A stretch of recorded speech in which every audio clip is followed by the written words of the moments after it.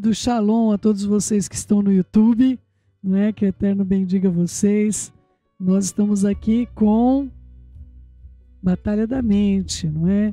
Nós temos de ter, eu estava agora falando com nossos queridos aqui da Rádio Som do Céu, aonde a mente vai, o corpo acompanha, não é? Então hoje nós vamos falar um pouquinho algumas parábolas, como eu falei há pouco. Quem já leu o livro vai lembrar dessas parábolas, dessas histórias, não é? Que batem muito com o que ocorre na vida real. E quem não leu vai ficar com esses exemplos que eu creio que são extremamente significativos para você usar esses modelos em relação à sua mente. Em nome de Yeshua. E olha, queridos, eu queria só compartilhar algo importante.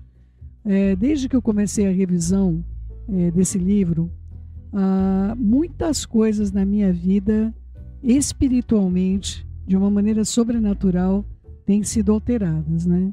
Então eu estou falando de um modo particular, não é? Eu passei por algumas experiências muito interessantes, espirituais, assim, de ter o discernimento, poder alterar destinos, não é? Ter revelação do Eterno, ter sabedoria para compreender, e tudo isso passa pela nossa mente estar tranquila para que nós possamos lidar com as questões. Gostaria de compartilhar uma questão. Eu sonhei com uma pessoa há um tempo atrás, eu não conheço, nunca vi essa pessoa, mas ela é ligada a alguém muito próximo nosso, e eu compartilhei, falei, olha, eu tive um sonho, eu sonhei com essa pessoa, e ela era assim, assim, assim, nunca vi foto, nunca vi nada, então me mandaram a foto e eu atestei, essa é a pessoa com quem eu estive em sonho, e nós tivemos uma batalha espiritual à noite por essa pessoa, não sabia o nome, né? Peguei o nome no outro dia com essa minha amada, e ontem essa pessoa que eu não conhecia, que absolutamente nada eu sabia da vida dessa pessoa visualmente, ou até o nome mesmo, eu não tinha essa impressão que hoje está forte no meu espírito. Ela sofreu um acidente, na verdade houve uma batida no veículo dela, e nós vimos ali o destino ser alterado, o Eterno agindo, tirando de uma situação maior, de um sofrimento maior, e nós estamos podendo provar desse novo do Eterno. Alguns exercícios que eu tive de colocar minha mente para quietar-se, mesmo em situações tensas, e eu tive êxito, e eu espero que você, e olha, tão pouquinho tempo que a gente voltou aí, né, para um estudo desse. Por isso que eu falo, queridos, esse estudo, ele não é meramente convencional, é um estudo espiritual. Se você permitir que ele faça parte da sua vida, você vai provar do novo do Eterno, tá bom? Vamos orar? Querido Pai, em nome de Yeshua, nosso Mashiach, eu te dou graças pelas tuas maravilhas, pelos teus milagres, porque bondoso é o Senhor e nos tem feito bem. Eu apresento esse tempo que eu vou estar com os nossos amados, queridos, herança do Senhor eles são. Pai, que eles recebam essas palavras nos seus espíritos, saibam da importância de todo esse contexto, daquilo que o Senhor tem realizado e deseja realizar nessas vidas. Eu suplico ao Senhor bondoso de Israel, dá-nos da tua guarida, dá-nos do teu posicionamento, para que nós assumamos a nossa posição na terra dos viventes, como eleitos teus que somos. Beshem Yeshua Mashiach, que assim seja, que a Ruach HaKodesh ministre o seu coração, Espírito do Sagrado, fale com você, fale comigo também, não é? Fale comigo também. Nós vamos a alguns exemplos que a Joyce deu, agora ela vai tratar o lado de Maria. Maria e seu marido João não estão desfrutando de um casamento feliz. Há discórdia entre eles o tempo todo, ambos estão irritados, amargos, ressentidos.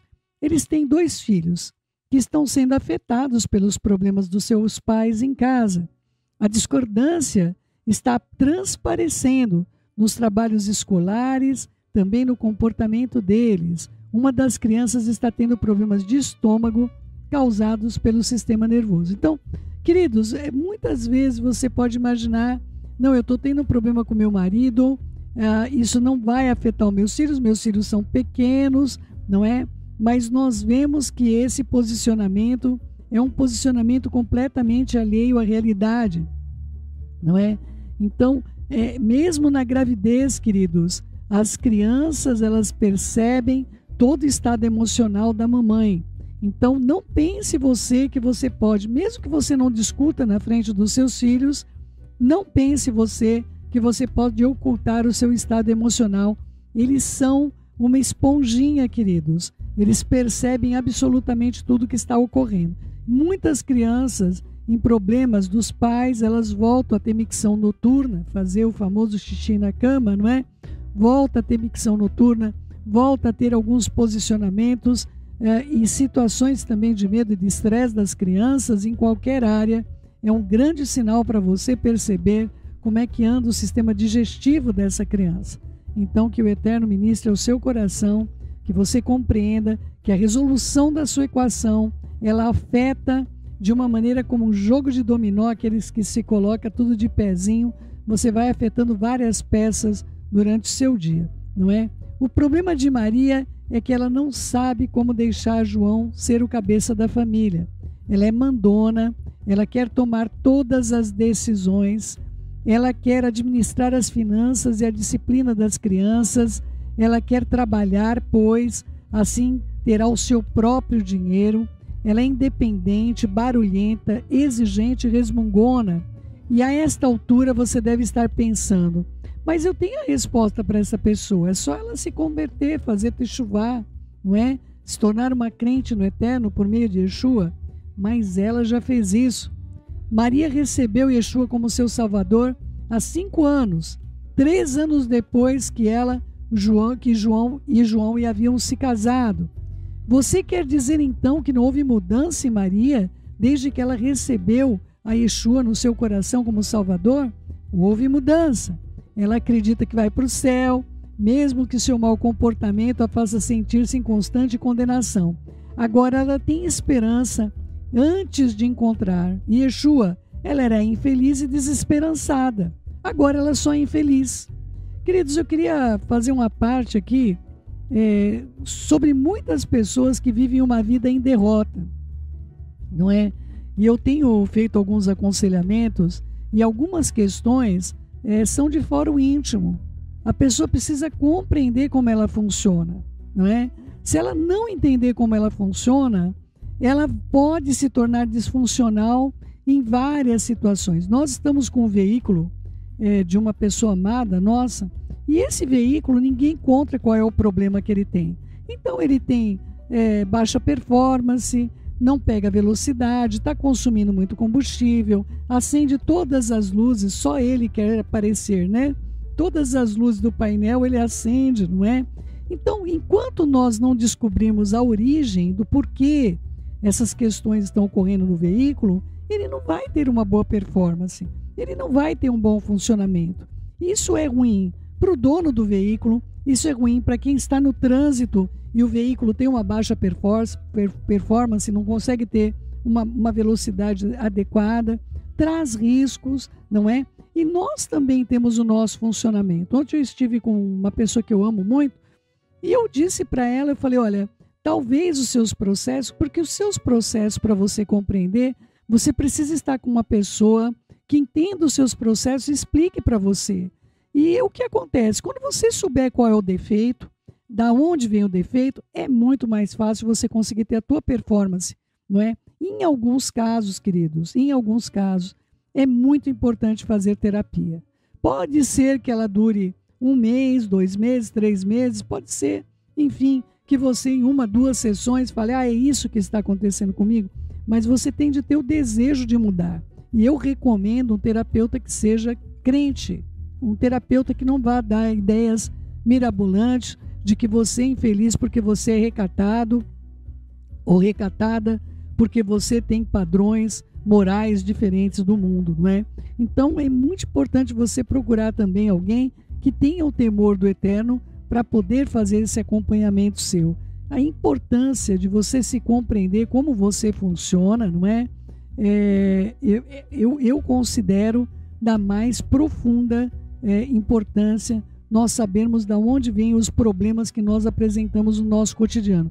E às vezes nós não conseguimos ver, nós precisamos de alguém que fale conosco aquilo que nós estamos passando. Muitas pessoas acreditam que procurar um psicólogo é para quem tem algum problema de cabeça, não é? Já me falaram, eu não sou louco para ter que procurar psicólogo. Mas então as pessoas vivem na sua loucura porque não procuram ajuda para os seus processos. Recentemente o meu marido passou por uma situação que ele não soube enfrentar. E ele não sabia o que estava acontecendo com ele. Ele estava tendo más reações, a vida espiritual dele estava sendo abalada e ele procurou um psicólogo. Ele precisava compreender qual era o processo que ele estava enfrentando e o que tinha entrado de novo. O que é que entrou de novo na minha vida para que o meu funcionamento fosse alterado? E ele sabia o que tinha entrado de novo.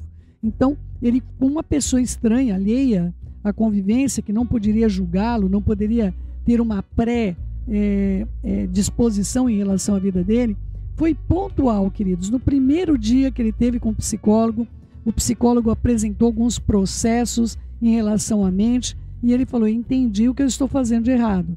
Eu já entendi o que está errado. Corrigi o erro e o carro não deu mais defeito. O veículo, não é, que nós utilizamos nesse mundo. Não acende mais luzinha, não tem baixa performance, não rateia, não tem barulho no motor. Então é importante para mim e para você compreendermos quando nós estamos precisando de ajuda. Muitas vezes um aconselhamento com a pessoa que você confia pode te ajudar também de um modo definitivo. Mas o problema é que normalmente o aconselhamento é feito com pessoas que interagem com você todos os dias. Isso que é interessante, nós lidarmos com alguém que é estranho, alheio à nossa realidade, porque nós não vamos dizer, ele está falando isso porque ele me conhece. E nós podemos ficar em dúvidas de conselheiros que estão conosco, mesmo no caminho da confiança que nós temos da Emuná, no Mashiach Yeshua, quando nós estamos andando juntos e podemos olhar e dizer, eu tenho uma tendência em relação a esse aconselhamento. Então é muito importante, se você está tendo processo que você não compreende na sua vida, peça ajuda, não é? Vamos lá, como é que nós podemos viver como crentes infelizes, não é? Maria sabe que a sua atitude está errada, ela quer mudar, ela tem sido aconselhada por 2 pessoas e pede em quase cada fase das suas orações vitória sobre a ira, vitória sobre a rebeldia, vitória sobre a falta de perdão, vitória sobre o ressentimento, vitória sobre a amargura. E por que então não temos visto progresso? A resposta está em Romanos 12:2. E não vos conformei com este século, com este mundo, modelando, adaptando aos seus costumes superficiais, mas transformai-vos pela completa renovação da vossa mente, por seus novos ideais e novas atitudes, para que experimenteis por vós mesmos qual seja a boa, agradável e perfeita vontade do Eterno, aquilo que é bom, aceitável e perfeito à vista dele para nossas vidas. Maria tem fortalezas em sua mente, mas tem estado lá por anos. Ela nem mesmo entende como é que foi parar ali. Ela sabe que não deveria ser rebelde, mandona, resmungona, etc., mas não sabe o que fazer para mudar sua natureza. Parece que simplesmente reage diante de certas situações de forma inconveniente, porque não consegue controlar suas ações. Maria não pode controlar suas ações porque não controla seus pensamentos. Ela não controla seus pensamentos porque eles são fortalezas que o inimigo colocou dentro da sua mente. Satã começa a desenvolver seus bem elaborados planos e a semear seu engano deliberado em uma idade bem tenra, quando nós somos crianças ainda. No caso de Maria, seus problemas começaram há muito tempo, na sua primeira infância. Na infância, Maria tinha um pai extremamente dominador, que frequentemente a espancava apenas porque estava de mau humor. Se ela fizesse um movimento errado, ele descarregava sua ira nela. Por anos ela sofreu sem nenhum auxílio, enquanto seu pai a maltratava, bem como sua mãe. Ele era desrespeitoso de todas as maneiras para com a sua esposa e com a sua filha. O irmão de Maria, entretanto, era perfeito. Parecia que era o favorito, apenas porque era um menino. Aos 16 anos, Maria tinha por muitos anos sofrido lavagem cerebral por parte do adversário Satã, que tinha contado mentiras, mais ou menos assim: os homens realmente pensam que são alguma coisa, mas eles são todos iguais. Você não pode confiar neles. Eles a machucarão e tirarão vantagem sobre você. Se você é um homem, está com a vida feita, pode fazer qualquer coisa, o que você quiser, pode dar ordens às pessoas à sua volta, ser mandão, tratar as pessoas de maneira que lhe agrada, e ninguém, especialmente esposas e filhas, poderão fazer qualquer coisa ao seu respeito. Consequentemente, a mente de Maria estava resolvida. Quando eu for embora daqui, ninguém jamais me dará ordens outra vez. Vamos lá, queridos. Nós estamos numa geração agora que os filhos não querem casar, não querem sair de casa, não é? Inclusive tem sido feito várias entrevistas, várias publicações acerca disso e várias estatísticas sobre isso. Os pais se tornaram mais benevolentes, se tornaram mais assertivos na educação em tese, não é? Se tornaram também, não repreendem mais, enfim, veem as coisas e ficam quietos, não são mais como os pais da minha geração, por exemplo, não é? Mas o que ocorre? Os pais da minha geração, os filhos queriam casar e ir embora de casa cedo. Se você possivelmente teve um lar inóspito, o seu desejo era sair de casa, casar e ter a sua própria família, não é? Isso necessariamente não porque você amasse alguém ou porque você tivesse encontrado a pessoa ideal, mas pela sua necessidade. E muitos casamentos não deram certo porque as pessoas, elas não saíram de casa porque elas queriam constituir uma família, queriam se doar. Elas saíram de casa porque elas tinham necessidade de sair de uma opressão e possivelmente entraram em outra opressão, não é? Nós procuramos os parâmetros que nós temos. Então, possivelmente as pessoas que se casaram dessa maneira encontrou uma pessoa violenta também, encontrou uma pessoa incompreensível, uma pessoa arisca, iracunda, porque os padrões que a gente encontrou na infância são os padrões que nós procuramos fora de casa quando nós não temos outro tipo de padrão, não é? Então, é importante você compreender qual é a situação da sua mente hoje. Esses processos que a Joyce descreve aqui foram processos que ela atravessou, mas ela não compreendia isso com a clareza que ela está expondo nessa história de Maria, não é? Mas para nós chegarmos a desvencilhar, a conseguir abrir o novelo das nossas vidas e entender como é que nós chegamos onde nós chegamos, nós precisamos de ajuda para compreender a nossa situação, não é? Uma boa parte da nossa vida, Ruach HaKodesh, o Espírito do Sagrado, está ali para nos orientar, nos ajudar. Mas uma parte desse entendimento compete a coisas terrenas. E muitas vezes nós vamos precisar ser ajudados por alguém, porque com o conselheiro, com alguém que esteja ao nosso lado, nós conseguimos fazer uma guerra e ter vitória, tá bom? Satã já estava promovendo a guerra no campo de batalha da sua mente, na mente de Maria. Repita esses pensamentos vezes e vezes na sua cabeça, umas 100 mil vezes ou mais, em um período de 10 anos, e veja como você está pronta para se casar e transformar-se em uma esposa doce, submissa, adorável. Mesmo que queira, por algum milagre, você não saberá como. Esse é o tipo de confusão no qual Maria se encontrava nessa descritivo.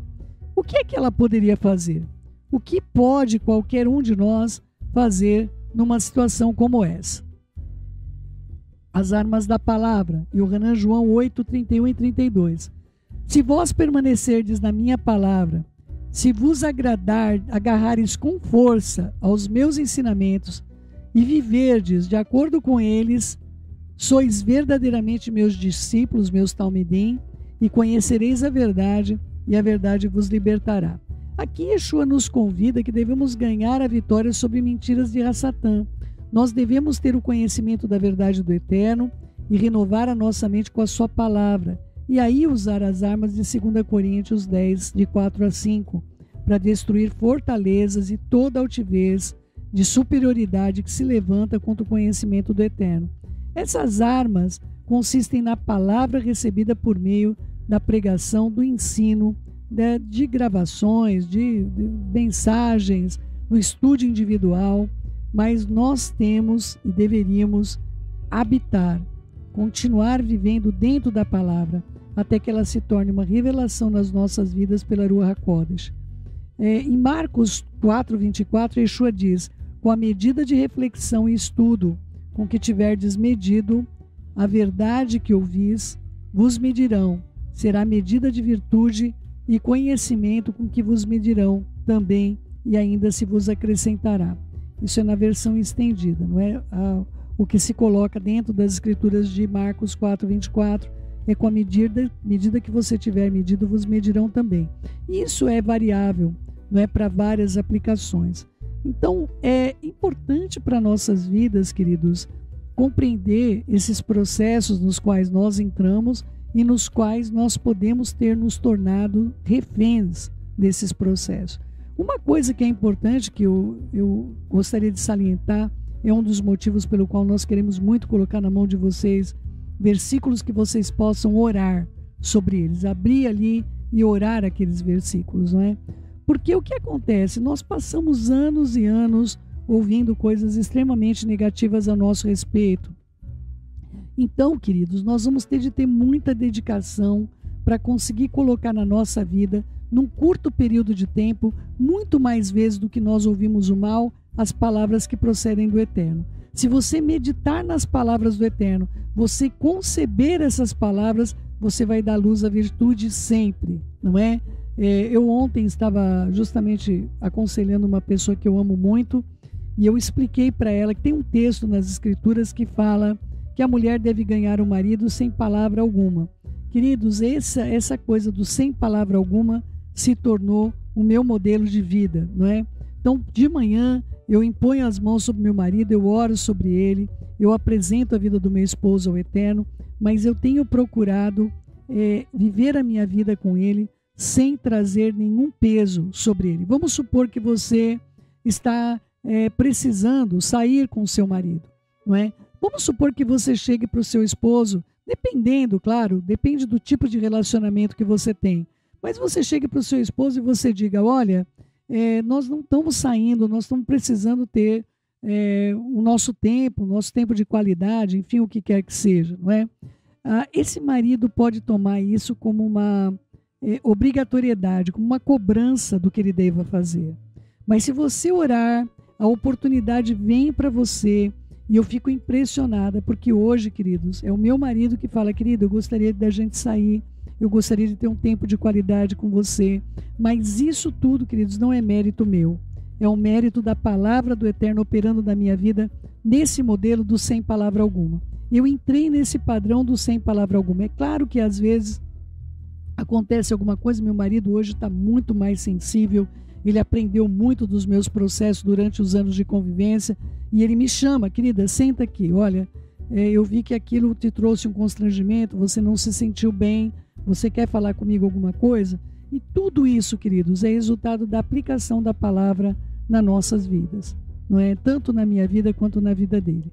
O meu marido tem se tornado um homem melhor, mas eu também tenho aprendido com o Eterno a me tornar uma mulher melhor, não é? Vamos ver o lado de João? Vamos ver o lado de João? Queridos, tem textos no livro que eu não li, não é? Nós não lemos boa parte da página 20 e metade da página 21, não é? Vou ler só o finalzinho para a gente não perder esse gancho, não é?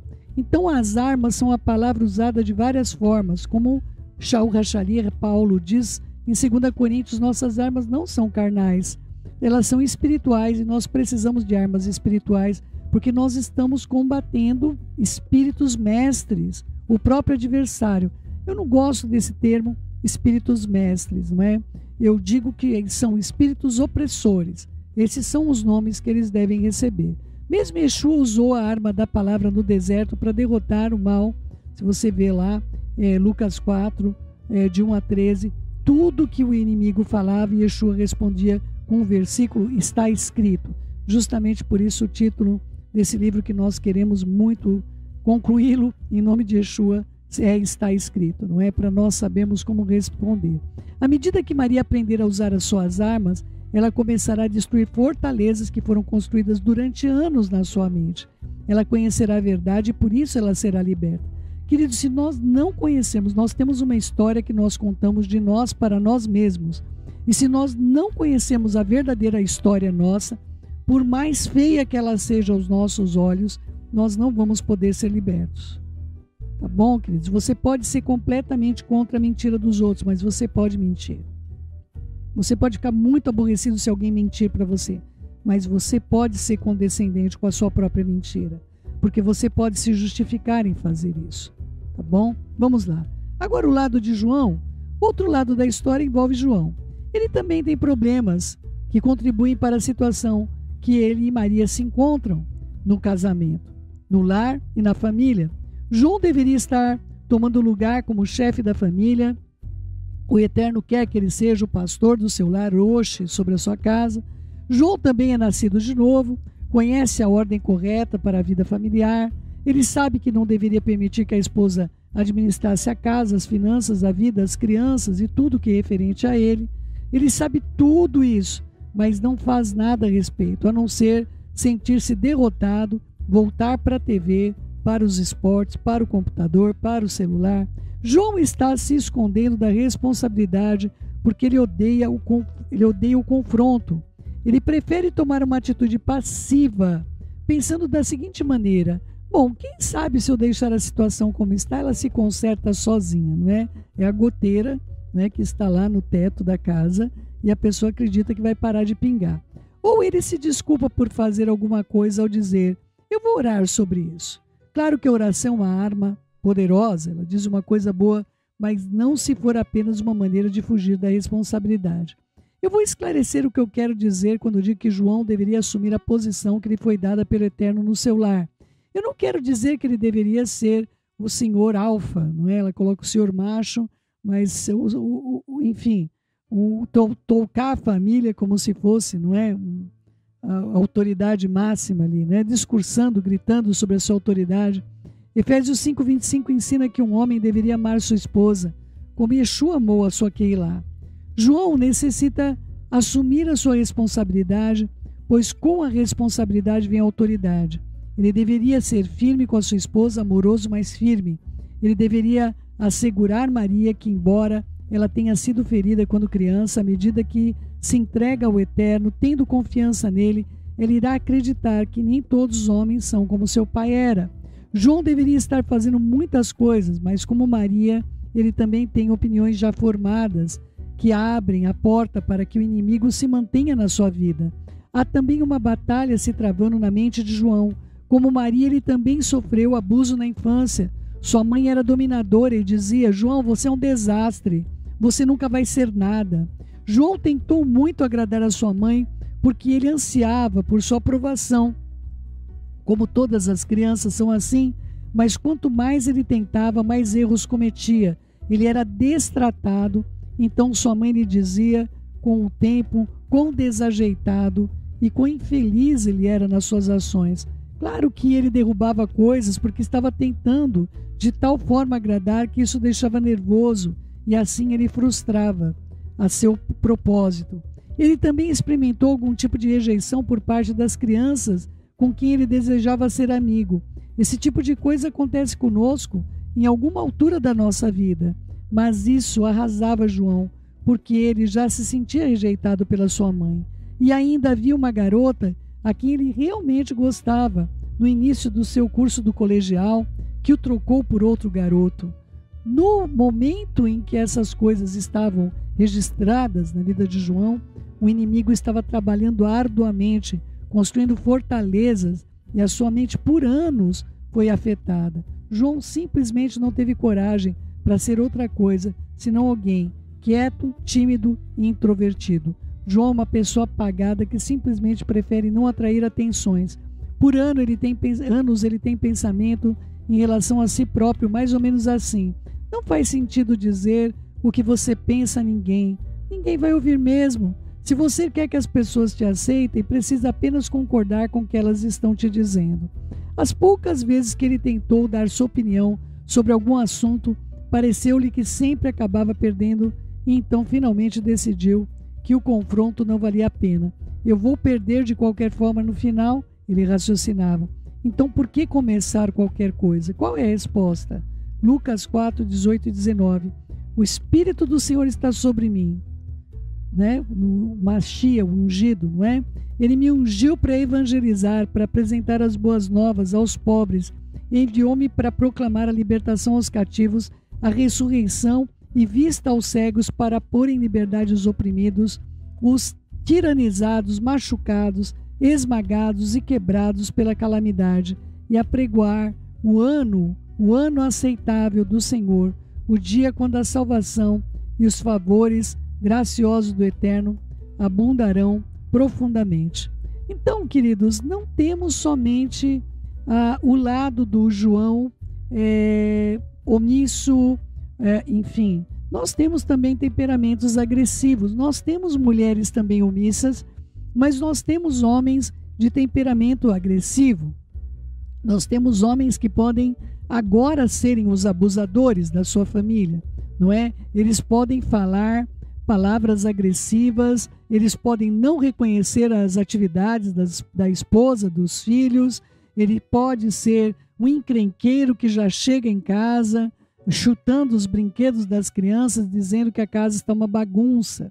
Então, queridos do meu coração, é importante para nossas vidas compreendermos esses processos. Talvez o João agressivo tenha sido filho de um pai abusivo, tenha sido filho de um critério onde nada do que ele fizesse estava positivo. E aí se repete aquela história do bullying, não é verdade? Eu não vou chamar o trote da faculdade de outro nome, não tem outro nome para mim senão bullying, não é?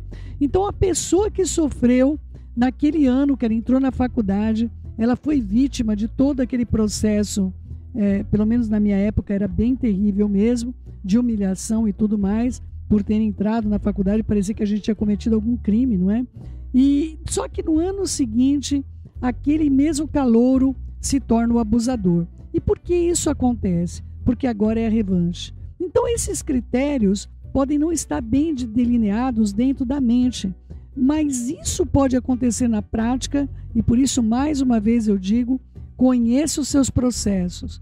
Você conhecendo por que o carro está dando defeito, você vai conseguir arrumar, você vai conseguir trazer uma boa performance, você vai conseguir fazer com que isso não te traga nenhum prejuízo emocional, espiritual, físico, sabendo qual é o funcionamento desse organismo biológico. Muitas vezes no meu casamento eu tive de falar, o meu marido não é minha mãe, meu marido não é meu pai, porque algumas características, alguma coisa que acontecia acionava o gatilho da violência, acionava o gatilho de coisas que estavam lá dentro dessas fortalezas, dentro da minha mente. E queridos, o Eterno tem um caminhão maior do que o da Graneiro, não é? Ele é poderoso por meio da Ruach HaKodesh para tirar todas as fortalezas, todos esses entulhos de fortalezas que estiveram na sua mente. Ele é poderoso para fazer infinitamente mais. Eu sou prova viva disso, meu marido também, e todo aquele que eu vejo se desenvolvendo dentro dos critérios que as Escrituras dizem. Com os problemas conflitantes de João e Maria, não é muito difícil imaginar como é o lar deles. Lembre-se que havia muita discórdia.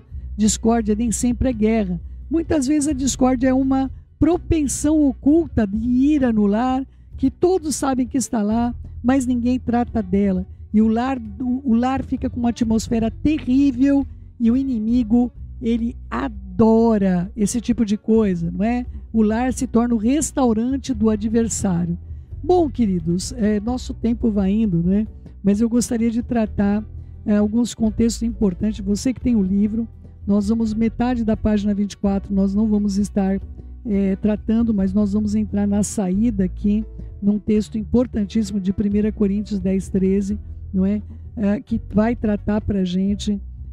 Deixa eu ler para vocês primeiro, e aí nós vamos falar acerca desse assunto que é extremamente importante.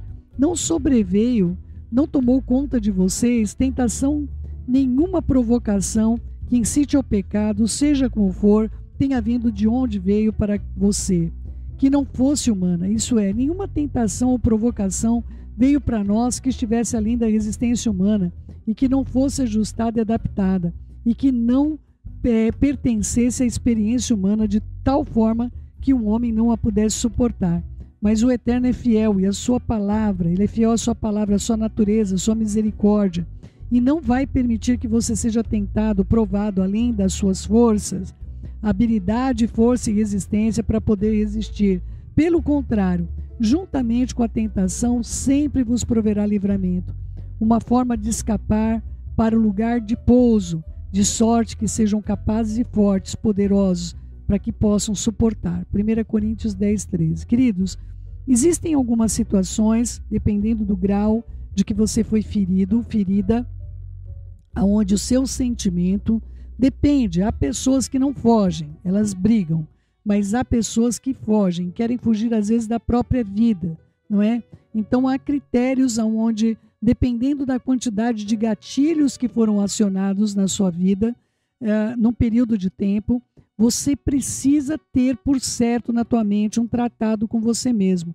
Eu vou esperar 3 dias, não é? Vamos supor que o inimigo convenceu você, olha, hoje é o dia de você te dar um cabo na sua vida, não é? Yehudá de Queriote que o diga, Judas, não é?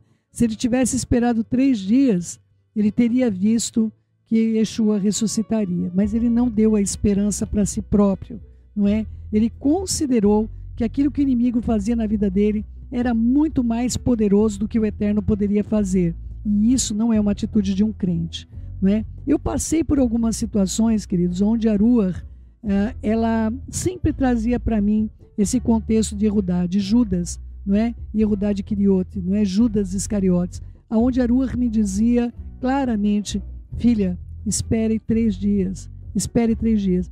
Ela nem discordava de planos ruins que eu estava fazendo na minha mente, ela não discordava, mas ela ficava continuamente dizendo, espere 3 dias, com base nesse texto,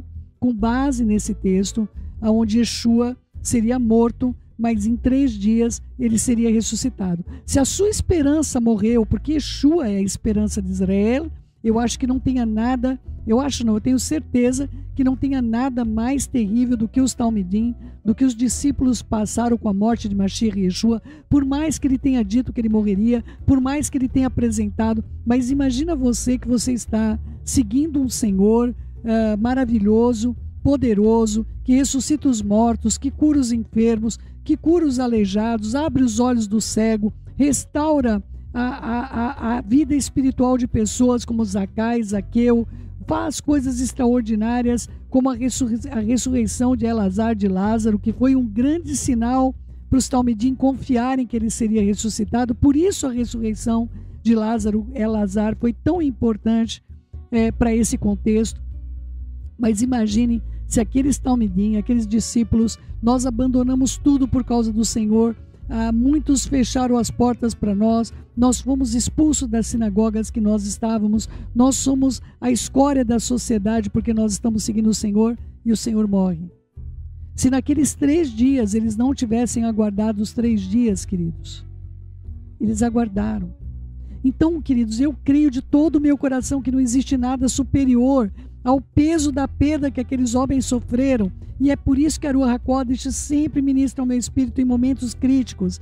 Espere 3 dias, espere 3 dias, você verá o poder do Eterno, você vai ver o poder de ressurreição de sonhos, de ressurreição de vida. O Eterno é poderoso. Céu, mas eu perdi uma pessoa amada, eu perdi uma esposa, eu perdi um marido, eu perdi um filho, como é que eu vou ter esperança? Você vai ter esperança na ressurreição dos mortos. Você vai ter esperança na ressurreição dos mortos, porque o Eterno prometeu isso para as nossas vidas. O Eterno prometeu para a minha vida e para a sua vida. E Ele nunca mentiu, Ele nunca falhou, Ele nunca se equivocou em todos os conceitos que Ele trouxe para nossas vidas. Então, seja qual for a situação que você está vivendo dentro do seu lar, queridos, o nosso lar, ele não foi feito para ser um campo de batalha. O nosso lar não foi feito para não ter harmonia.